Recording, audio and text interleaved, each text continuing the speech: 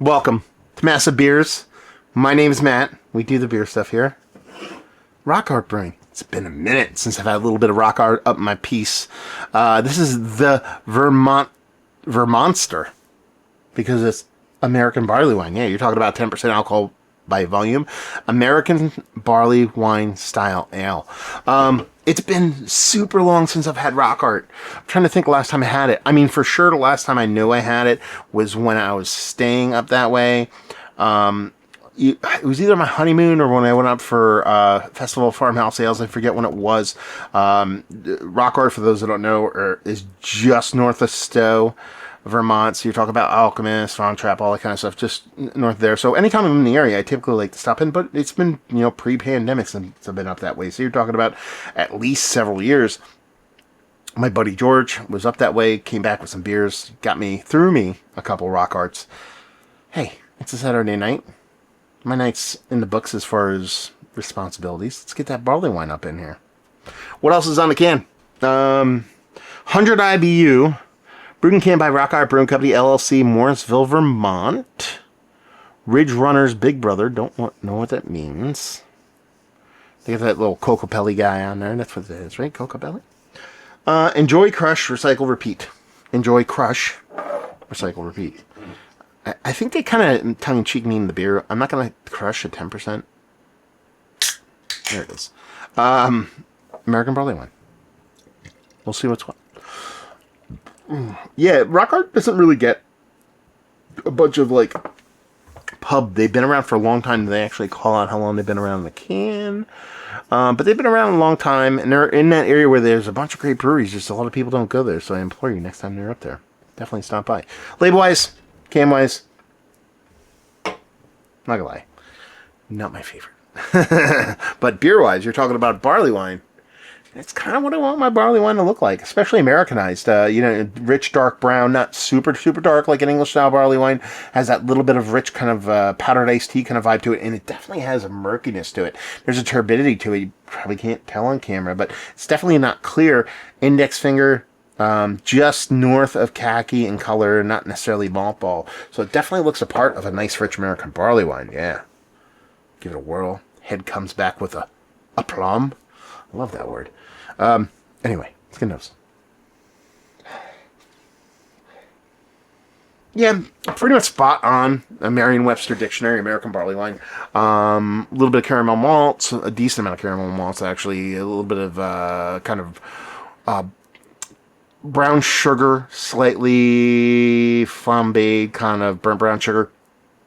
A little bit of a tannic tea, like kind of hop.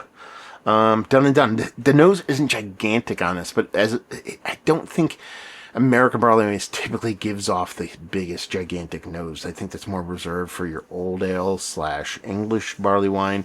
But you're getting all those bits and pieces. You're getting those rich, darker malts, the sweetness, perception of sweetness, as you say, before people freak out and can't smell sweet. And a little bit of kind of tea-like, tannic-like hoppiness to it. American barley wine. Let's dive in. Cheers, y'all.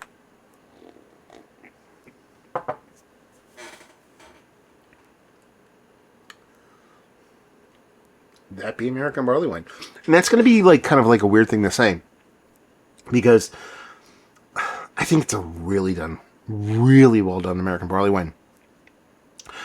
But my review of this is going to be, it's kind of spot on American barley wine. That sounds kind of negative or less enthusiastic maybe than I should be about the beer, because let's put it this way. So I it's not that I drink a crap ton of American barley wine, but I just reviewed a couple. Most recently I did Stone's Old Guardian, and I enjoyed the crap out of that beer for what it was.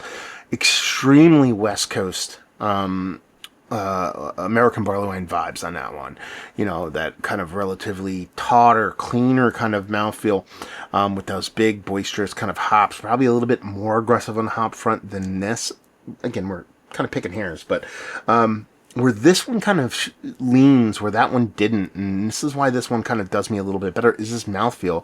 In the way the sweetness is delivered on this beer, it has this softness to it. Very much kind of West Coast IPA versus New England style IPA. Has that richness, has that softness, has that turbidness to it. A little bit more English as far as barley wine goes, but it kind of makes more sense when you talk about IPAs. Yeah, it's giving you those hops. It's giving you that aggressiveness. Super tannic. A nice kind of icky, sticky West Coastiness. Not necessarily super resinous, but also not super piney. Some are falling in between. The sweetness here, again, that caramel, kind of little burnt, charred brown sugar kind of caramel vibes going on here. But where it really does kind of lock me in and gets me kind of happy, again, is that mouthfeel. It's got this little bit of fluffy, creamy, a little bit of confectionery softness to it. Not necessarily confectionery sweetness, but when you drink that really nice confectionery level kind of softer, hazy IPA and it has that sultry, silky, softer mouthfeel, you're kind of getting that here, but with that American barley wine kind of treatment. And I love that combination. So it's almost like, it's like a thunder and lightning, you know what I mean? Like a kind of juxtaposition in that you're getting that sharpness, you're getting that aggressiveness of that hoppiness, that bitterness, but then you're getting this little bit of softness, this little bit of lull in aggressiveness. So it's like, again, good cop, bad cop. We can throw every analogy we want at it, but it has that kind of cool kind of back and forth, that ebb and flow between this kind of pointy aggressiveness and this softer roundness. That is a really cool play on an American barley wine, and I really dig it. Not a lot of people do that. They usually stick a little bit cleaner, a little bit taut in that kind of malt bill in a way that mouthfeel kind of comes off a little bit, not thin, but just a little bit tighter, a little bit cleaner is about the best way I could put it. And you can even see the way the legs on this thing kind of work compared to a lot of other beers. It's just soft and kind of dripping down the edges. I actually really like this quite a bit. But here's the thing, full disclosure. Is this one of the better barley wines I've had as of late? No.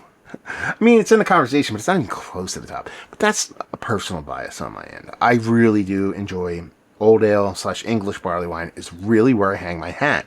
So in a perfect world, this beer would be 10 years old and I'd be drinking it. But I can tell you when a really well-done American barley wine is made, and that's what we have going on here. This is one of the better American barley wines that I've had as of late. Yes. Mount Rushmore status, yes. And that's even coming off what I would deem as a Mount Rushmore status level of Old Guardian from Stone as an American barley wine, especially fresh. To go back to back and to have my King S of F Mountainless notched up twice in less than a week. It's pretty impressive when it comes to American barley wine. So thank you very much, George, for shooting this my way. I'm super glad I got to try it. And honestly, it really does take a top-notch effort for me to really go gaga over American barley wine. Didn't think that happened to me in the span of a couple days, but here we are. And this is one of the better ones I've had as of late, especially that mouthfeel on top of everything else. Absolutely well done. Absolutely fantastic. Well made. American barley wine. I keep wanting to say American IPA. And there you go. That's all we get. Did I describe the beer enough? I don't know. But I like it.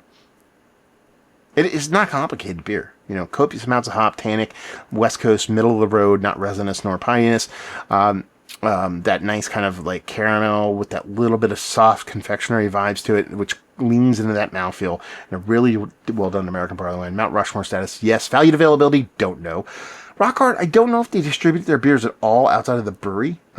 Maybe somebody out there could let me know and leave you with, if you like what we like this, if you like American barley wine, but you like a little bit of a more lush mouthfeel when it comes to barley wines and bigger beers like that, then you will love this. So there you go. Review in the books. Hopefully you enjoyed.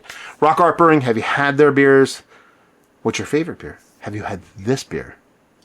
All that fun stuff down there. Hopefully you enjoyed a review. Hopefully you enjoyed a little bit of American barley wine right now. Hopefully see you next time. Cheers, y'all.